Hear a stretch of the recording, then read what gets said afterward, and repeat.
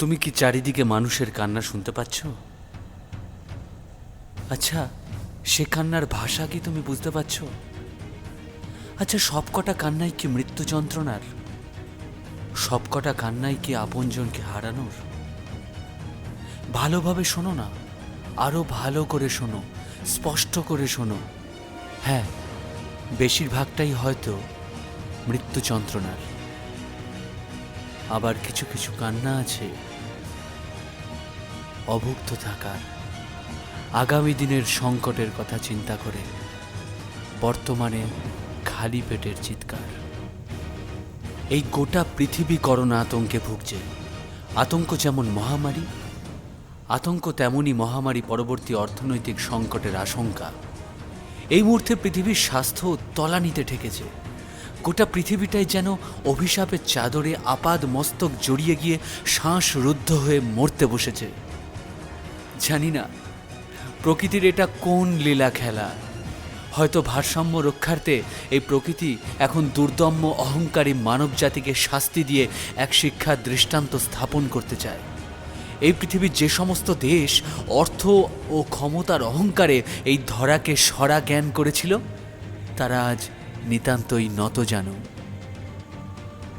এই অভিশাপ শুধুমাত্র ভাইরাল রোগে প্রাণহানি ঘটিয়ে থেমে থাকছে না, আরও ঘনিয়ে আসছে করোনা পরবর্তী অর্থনৈতিক দুর্যোগের কালো মেঘ।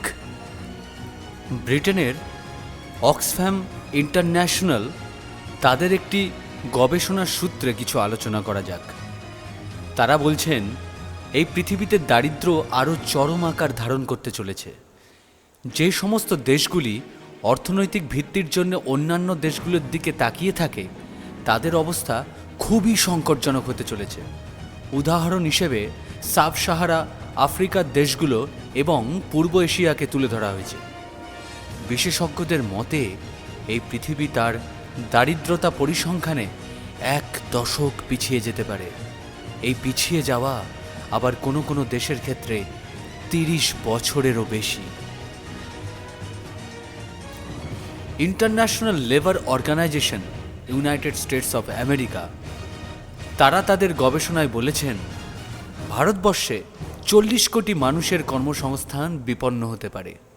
এছাড়াও স্থায়ী চাকরিতে কাজ করেন এমন 19.5 কোটি মানুষের কর্মসংস্থান চলে যেতে পারে।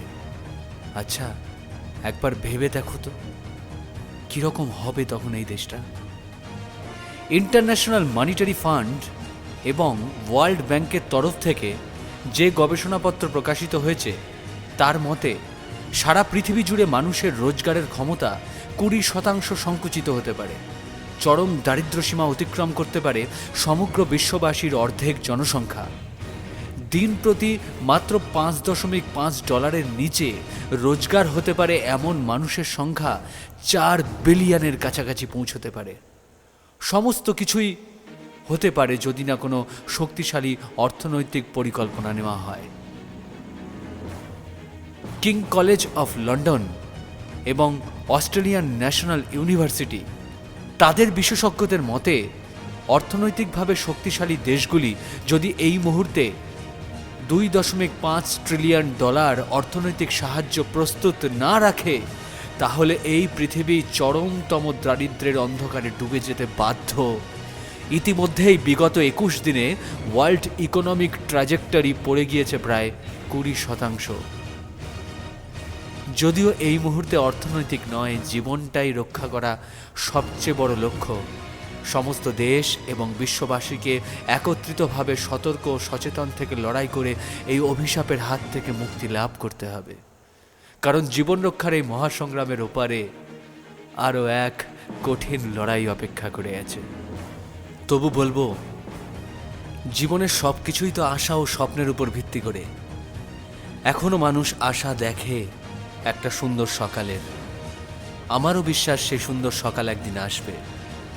এসো সবাই মিলে সামাজিক দূরত্ব বজায় রেখে মানসিকভাবে সবাই সবার সাথে থাকি।